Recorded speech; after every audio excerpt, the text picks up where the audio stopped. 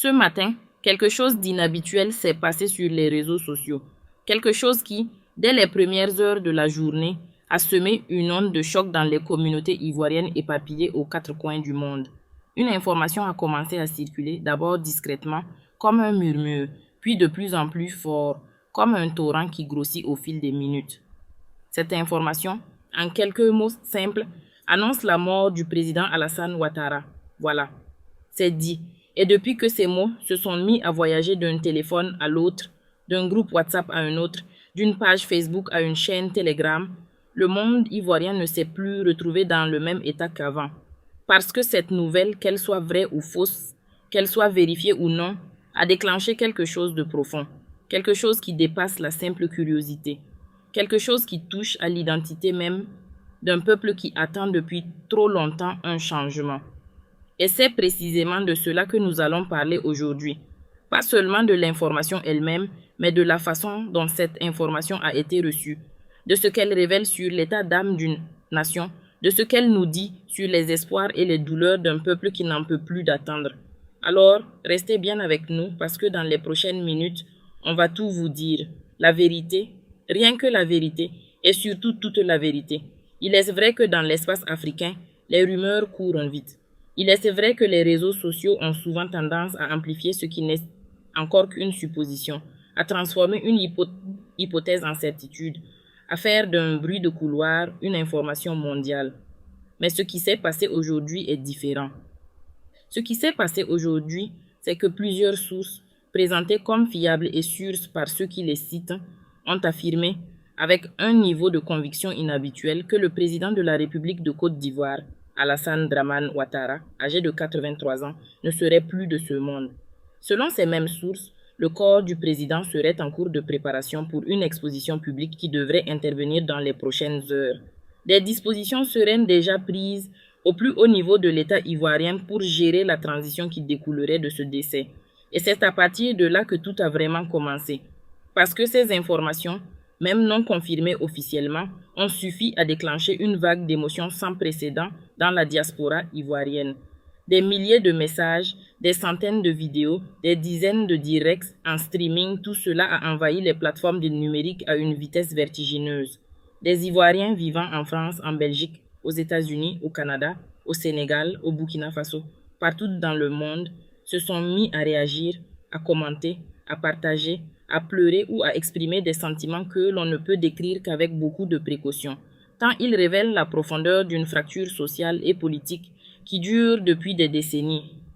Certains, il faut le dire, ont exprimé une émotion sincère, pas nécessairement de la tristesse au sens classique du terme, mais quelque chose qui ressemble à un soulagement mêlé de stupéfaction, comme si, après des années d'attente, après des années de lutte, de souffrance, d'exil, de prison pour certains, de deuil pour d'autres, un tournant se dessinait enfin à l'horizon. D'autres, plus prudents, ont choisi d'attendre une confirmation officielle, rappelant que dans le passé, des informations similaires avaient déjà circulé sans jamais se vérifier.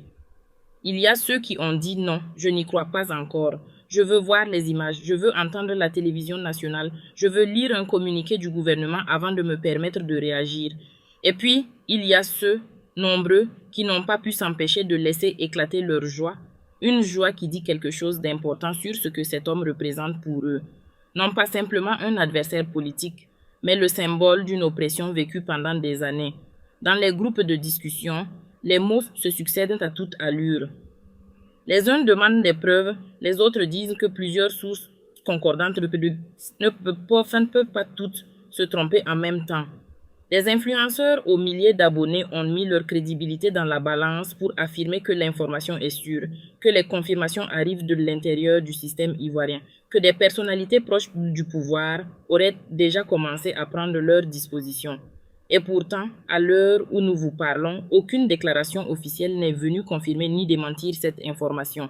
La télévision nationale ivoirienne, la RTI, n'a pas encore diffusé de communiqué. La présidence de la République n'a pas encore pris la parole. Le gouvernement garde le silence et ce silence, paradoxalement, alimente davantage les spéculations. Parce que dans un pays où l'information est souvent contrôlée, où les communications officielles sont minutieusement calibrées, un tel silence peut parfois parler plus fort que n'importe quel discours. L'information a également été commentée par plusieurs observateurs politiques qui rappellent que depuis quelques mois, des rumeurs persistantes faisaient un état de l'état de santé préoccupant du président Ouattara.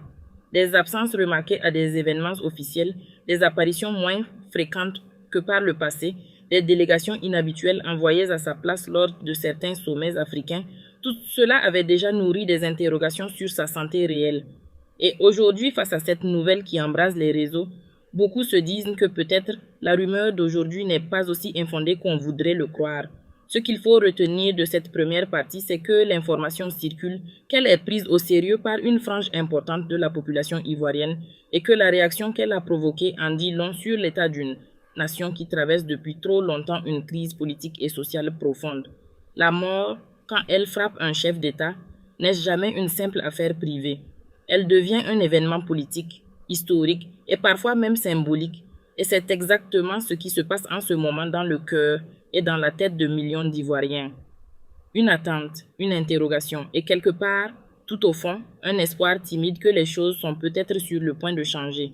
Nous allons continuer à suivre l'évolution de cette situation avec la plus grande attention et nous vous apporterons toutes les informations vérifiées dès qu'elles seront disponibles. En attendant, ne partagez que ce que vous êtes en mesure de vérifier. Ne cédez pas à la panique et surtout, continuez à nous suivre parce que les prochaines parties de cette émission vous apporteront un éclairage complet sur tous les aspects de cette actualité brûlante qui agite en ce moment la Côte d'Ivoire et sa diaspora.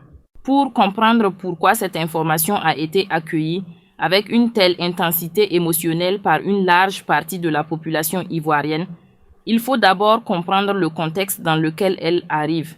Il faut revenir sur les raisons profondes qui expliquent pourquoi autant d'Ivoiriens à travers le monde entier ont réagi avec une telle ferveur à l'annonce de la mort supposée de leur président. Et pour cela, il n'y a pas d'autre chemin que de parler directement de la question du 4e mandat. Cette question qui empoisonne la vie politique ivoirienne depuis plusieurs mois maintenant. Cette question qui divise le pays en deux camps apparemment irréconciliables.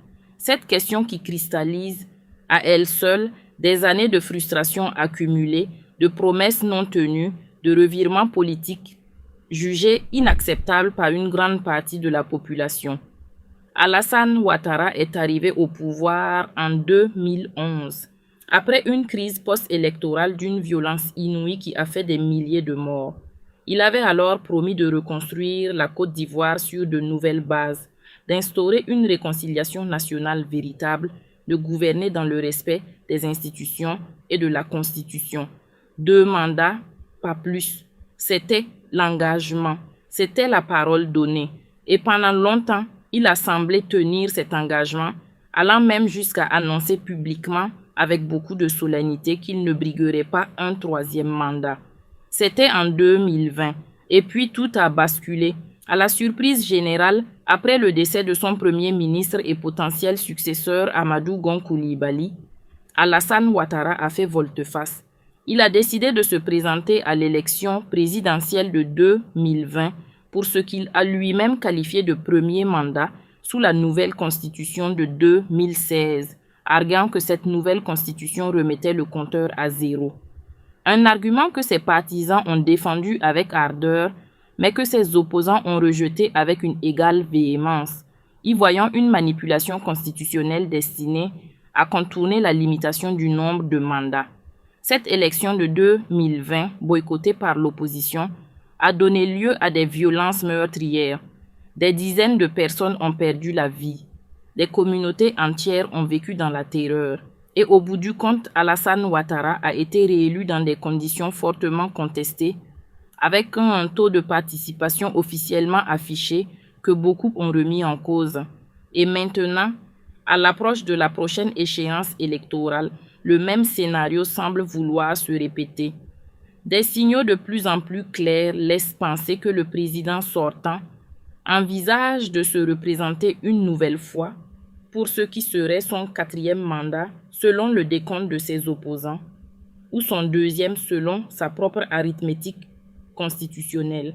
Et c'est là que le bas blesse. C'est là que la colère populaire atteint son point de rupture. Parce que pour des millions d'Ivoiriens, laisser cet homme gouverner encore une fois, c'est condamner le pays à plusieurs années supplémentaires d'une gouvernance qu'il juge oppressive, clientéliste et néocoloniale. C'est prolonger une situation que beaucoup décrivent comme une forme de captivité politique. C'est fermer la porte à toute alternance, à tout renouvellement, à tout espoir de changement véritable. Le non au quatrième mandat n'est pas simplement un slogan politique.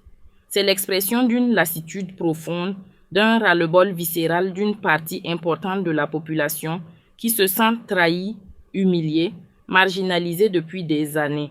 Ce sont des jeunes Ivoiriens qui ne se retrouvent pas dans la Côte d'Ivoire d'Ouattara, malgré les chiffres de croissance économique brandis comme des trophées. Ce sont des communautés entières qui se sentent exclues du partage des richesses nationales. Ce sont des familles endeuillées par les crises politiques successives qui attendent encore justice. Ce sont des militants emprisonnés pour avoir simplement osé s'opposer. Ce sont des journalistes réduits au silence. Ce sont des intellectuels contraints à l'exil. Tout ce monde-là regarde aujourd'hui l'actualité avec des yeux différents. Et quand une information comme celle du décès du président commence à circuler, même sans confirmation officielle, même avec toutes les réserves d'usage, quelque chose se réveille dans ce monde-là. Quelque chose qui ressemble à de l'espoir. Parce que si cette information était vraie, si le président Ouattara n'était effectivement plus de ce monde, alors la question du quatrième mandat ne se poserait plus. Alors une page serait tournée. Alors la Côte d'Ivoire pourrait peut-être enfin envisager sereinement une transition, une alternance, un recommencement. Et c'est cela que les Ivoiriens veulent exprimer lorsqu'ils réagissent avec cette intensité à cette information. Ce n'est pas de la méchanceté, ce n'est pas de l'inhumanité. C'est l'expression d'un désespoir tellement profond que même la mort d'un homme est perçue comme une possibilité de renaissance pour un pays. Et il faut l'entendre comme tel, sans jugement, avec toute la compréhension que mérite une population qui a souffert, qui souffre encore et qui cherche simplement une sortie. La Côte d'Ivoire mérite mieux que des mandats qui s'étirent à l'infini. Elle mérite des institutions solides qui ne dépendent pas d'un seul homme. Elle mérite une démocratie véritable où le pouvoir se transmet pacifiquement, où les élections ne sont pas des farces meurtrières, où l'opposition peut s'exprimer librement sans craindre la prison ou l'exil. Et c'est ce modèle-là que les Ivoiriens réclament. C'est pour ce modèle-là qu'ils se battent depuis des années. C'est pour ce modèle-là qu'ils disent non, catégoriquement non, à tout ce qui ressemble à un accrochage au pouvoir, à tout ce qui s'apparente à une confiscation de la démocratie. Le quatrième mandat, dans l'esprit de ceux qui s'y opposent, c'est la mort de la démocratie ivoirienne. Et si la mort d'un homme peut éviter la mort d'une démocratie, alors on comprend mieux pourquoi certains voient dans cette information une lueur d'espoir. Nous ne cautionnons pas ces réactions, nous les expliquons, nous les contextualisons, parce que comprendre n'est pas approuver. Et parce que pour apporter de vraies solutions à une vraie crise, il faut d'abord avoir le courage de regarder les choses en face, sans tabou, sans faux-semblants, sans se cacher derrière des formules de politesse qui ne disent rien de la réalité vécue sur le terrain.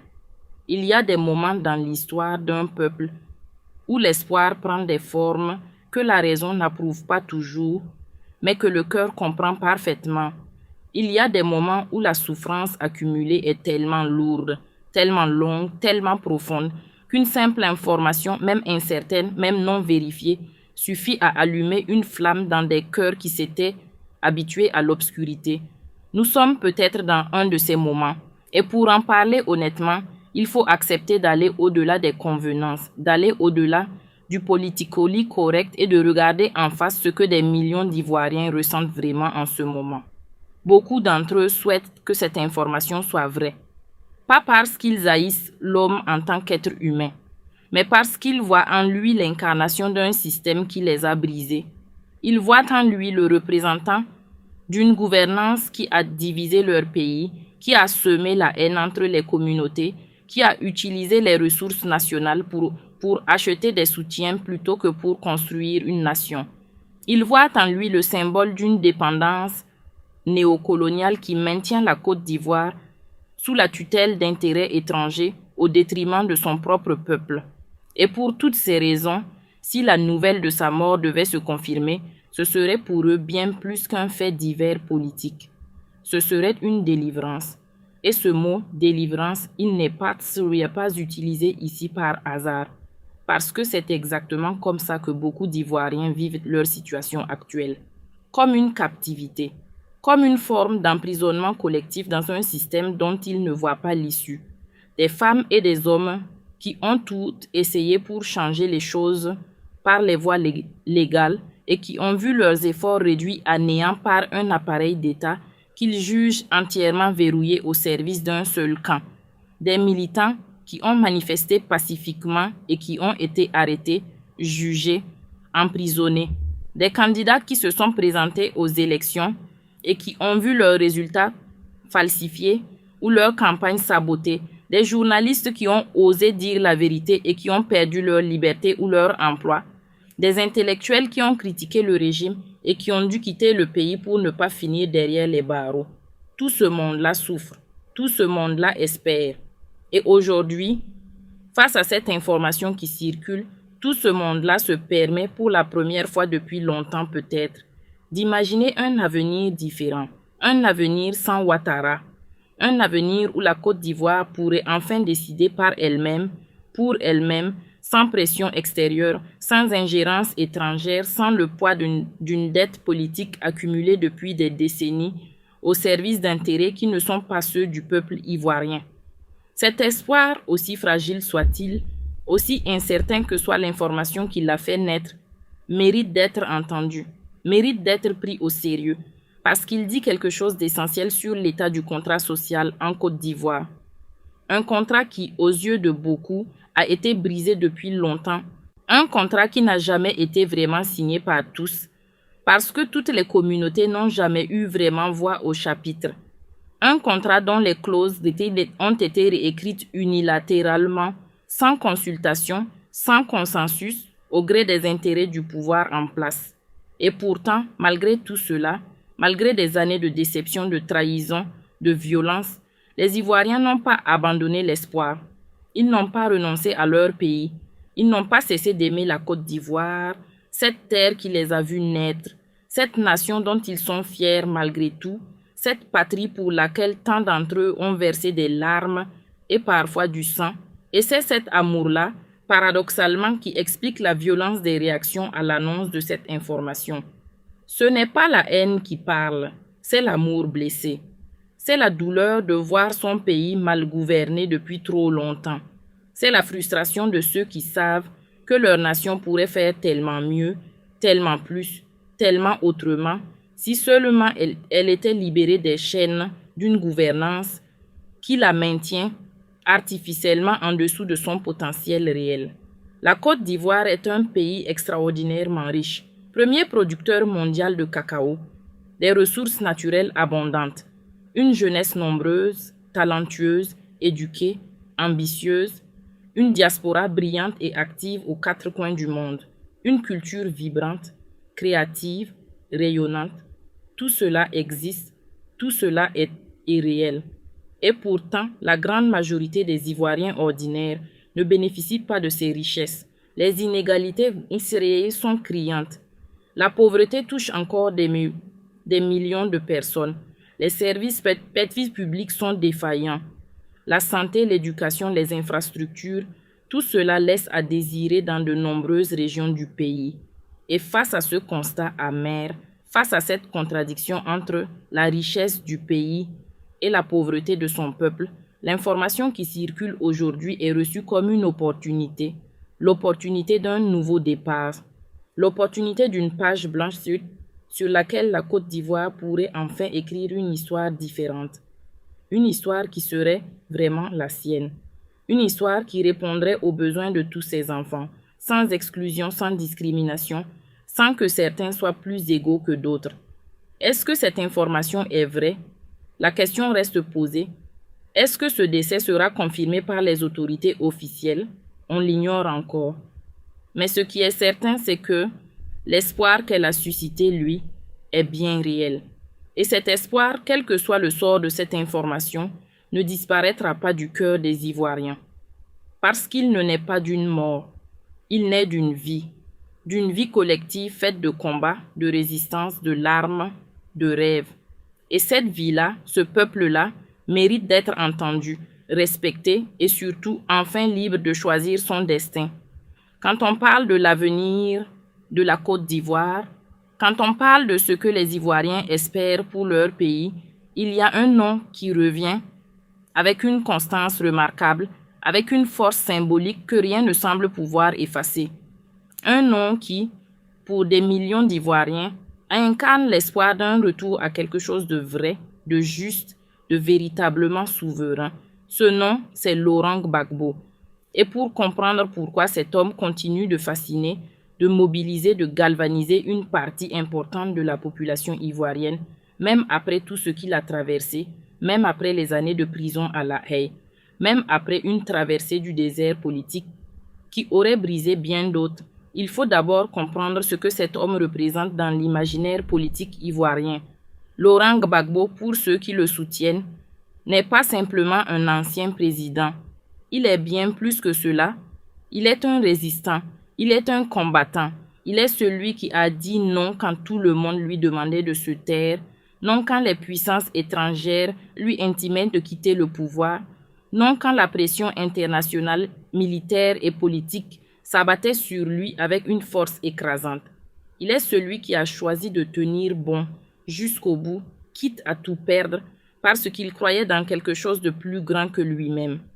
Qu'on soit d'accord ou non avec ses choix politiques, qu'on approuve ou non ses méthodes de gouvernement, qu'on partage ou non ses convictions idéologiques, il est difficile de nier que cet homme a une stature, une présence, une aura qui le distingue radicalement des autres acteurs de la scène politique ivoirienne. Et c'est cette stature qui fait de lui, aux yeux de ses partisans, le seul homme véritablement capable de succéder à Ouattara et de donner à la Côte d'Ivoire la direction dont elle a besoin pour se relever et retrouver sa place dans le concert des nations africaines.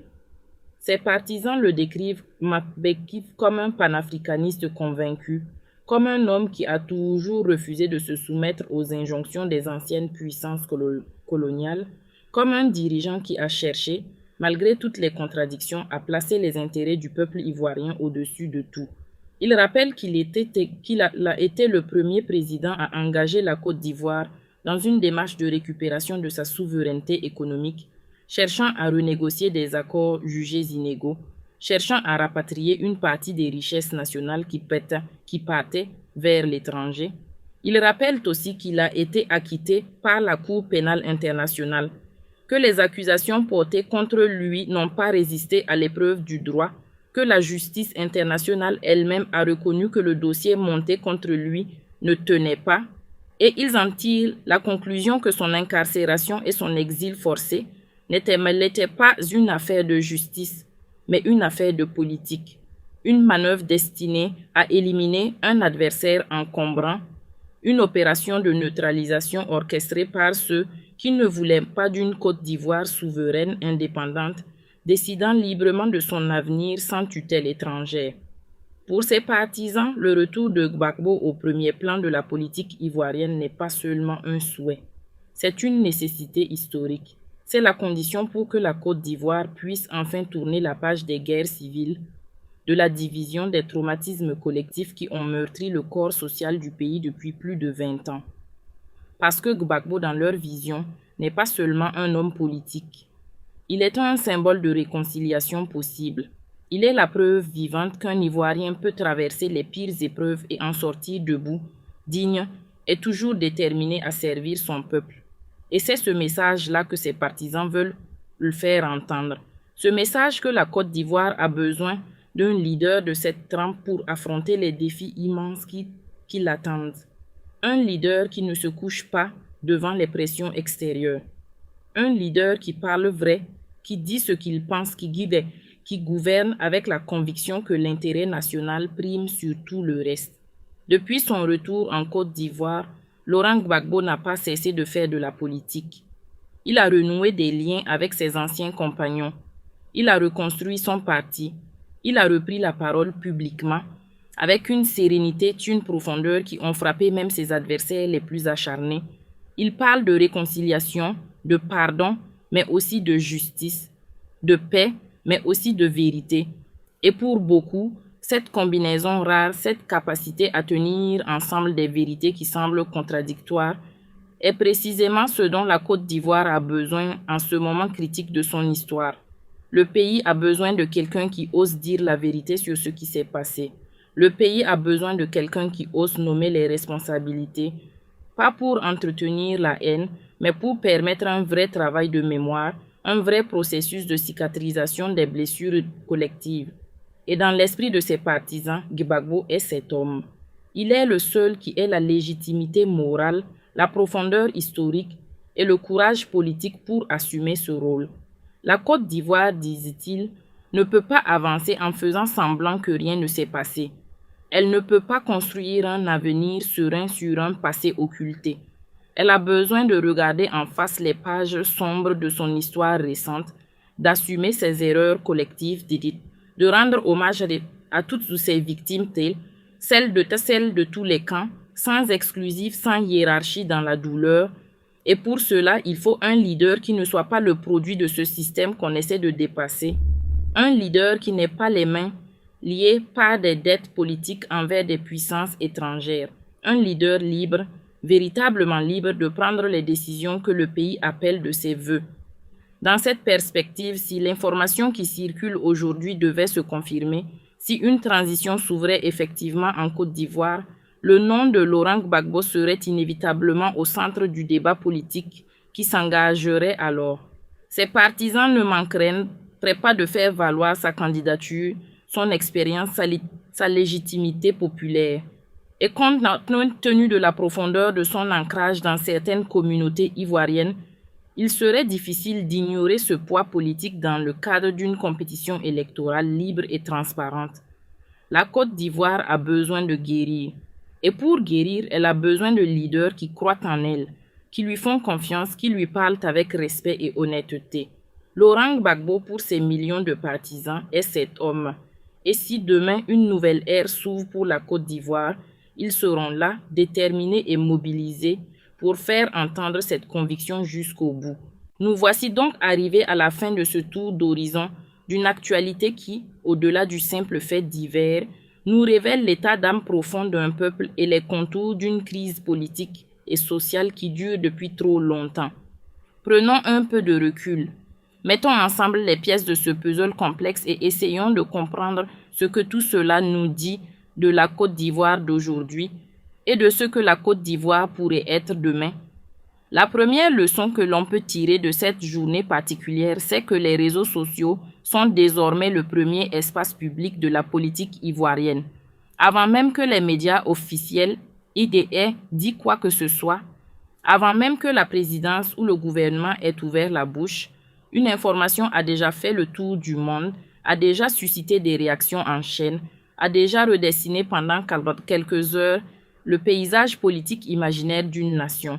Cela dit quelque chose d'important sur la façon dont l'information circule aujourd'hui, sur la façon dont les populations se réapproprient l'espace public qui leur avait été confisqué par des systèmes médiatiques verrouillés. C'est une réalité qu'il faut regarder avec toute sa complexité, parce qu'elle est à la fois une opportunité formidable et un risque réel. Une opportunité parce qu'elle permet à des voix qui n'auraient jamais eu accès aux médias traditionnels de se faire entendre, de partager des informations, de construire des récits alternatifs à la propagande officielle. Et un risque parce qu'elle peut aussi servir à diffuser des informations fausses, à manipuler les émotions, à instrumentaliser la douleur et l'espoir de populations fragilisées à des fins politiques ou mercantiles. La deuxième leçon, c'est que la question de la succession politique en Côte d'Ivoire est une question urgente, dramatiquement urgente, que les acteurs politiques ne peuvent plus se permettre d'ignorer ou de reporter. Qu'Alassane Ouattara soit mort ou vivant, la réalité est là. Il est un homme de 83 ans, dont la santé fait l'objet d'interrogations persistantes depuis plusieurs mois.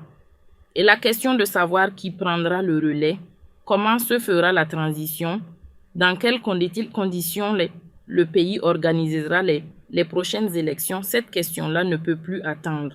Elle doit être posée publiquement, clairement, courageusement, sans esquiver les difficultés qu'elle implique. Parce que l'absence de réponse claire à cette question crée un vide qui sera inévitablement rempli par la spéculation, par la rumeur, par la tension, voire par la violence.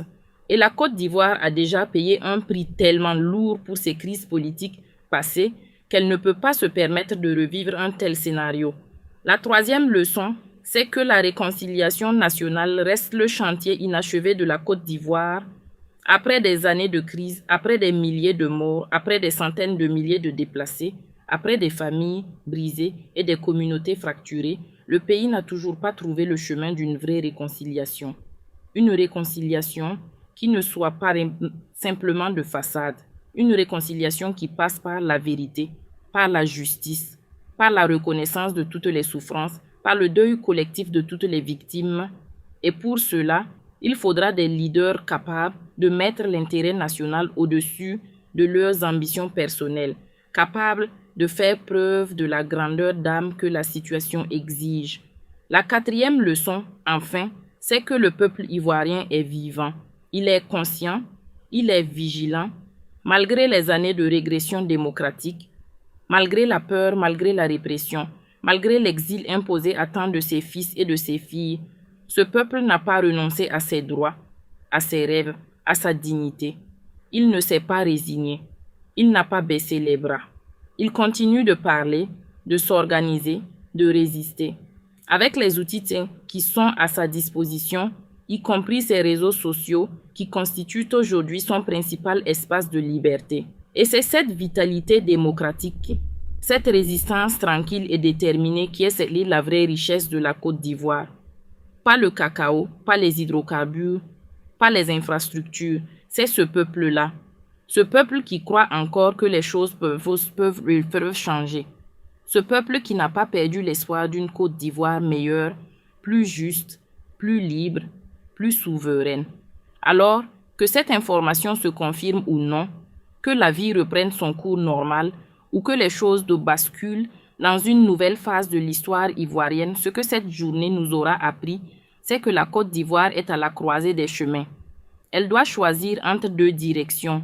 La direction du passé, celle du verrouillage politique, de la confiscation du pouvoir, de la gouvernance au service d'intérêts étroits et étrangers, ou la direction de l'avenir, celle de la démocratie véritable, de l'alternance pacifique, de la souveraineté assumée, de la réconciliation sincère, du développement partagé au bénéfice de tous.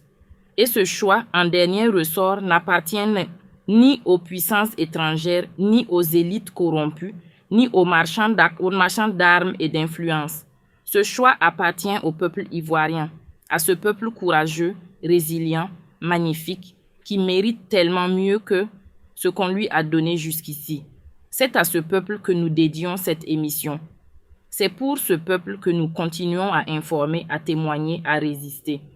Et c'est avec ce peuple que nous espérons voir un jour une Côte d'Ivoire enfin libre, enfin juste, enfin à la hauteur de ses rêves. Partagez cette vidéo. Likez si vous pensez que la vérité mérite d'être entendue. Abonnez-vous pour ne rien manquer de nos prochaines analyses. Et surtout, prenez soin de vous et de vos proches. La Côte d'Ivoire a besoin de chacun d'entre vous, en vie, debout et déterminé.